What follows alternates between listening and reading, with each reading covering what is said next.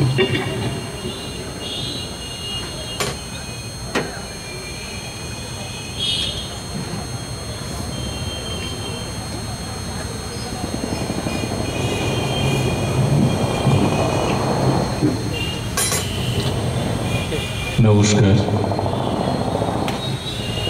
কোনো একটা সংগঠনের পক্ষে ৪৮ বছর অতিক্রম করা, বিশেষ করে একটি আবৃত্তি সংগঠনের পক্ষে ৪৮ বছর অতিক্রম করা, এটা দুঃসাধ্য কাজগুলোর মধ্যেই পড়ে। যারা এই সংগঠনের বর্তমান কাণ্ডারি, তাদেরকে অসংখ্য অসংখ্য ধন্যবাদ। আমাদের ছোট্ট একটি সংগঠন ধ্বনিশ্রুতির পক্ষ থেকে, আমার ব্যক্তিগত জীবনের পক্ষ থেকেও, কারণ এই নিরলসভাবে এগিয়ে নিয়ে যাওয়া তরিকে প্রতি বছর আয়োজন করা। আমার মনে পড়ে যখন এই মুক্তমঞ্চ ছিল না, ঠিক উল্টো দিকে ছাতিমতলাতে মঞ্চ বাঁধা হতো।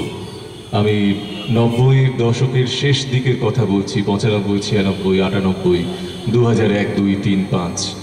তো সেই সময়গুলোতে আমরা বেশ কিছু যারা নতুন এই আবৃত্তির জগতে মুর্শিদাবাদ জেলায় তথা বহরমপুর শহরে, তারা প্রতি বছর হাঁ করে থাকতাম যে কখন অমৃত কুম্ভের অনুষ্ঠান হবে, বাৎসরিক অনুষ্ঠান হবে, ৪-৫ দিন ব্যাপী এই কবিতা মেলা, কবিতা উৎসব চলবে।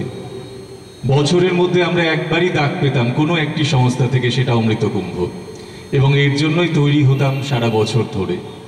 এখন অনেক দল বেড়েছে, অনেক রকম আয়োজন হয়, কিন্তু অমৃত কুম্ভই সেই ধারাবাহিকতা বয়ে চলেছে।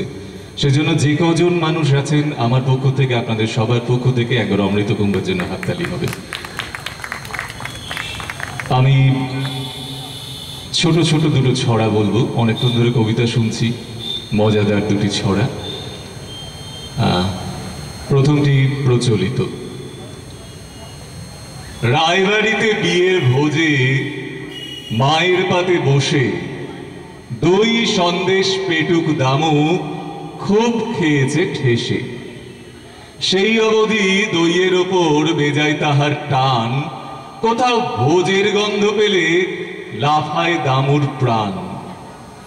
একদিন ঠিক দুপুরবেলা সবাই ঘুমের ঘোরে খাটের তলায় দেখলে দামু দই রেখেছে কেড়ে। সাদা ধপধপ দুধের মতন মস্ত বড় হাঁড়ি, তুলে নিয়ে পেটুক দামু ছাদের ওপর পারি। এক চামচা খেয়ে দামু কেঁদেই হলো খুন। দই ভেবেছে ভুল করেছে, হাঁড়ি ভর্তি চুন। দ্বিতীয়টি ভবানী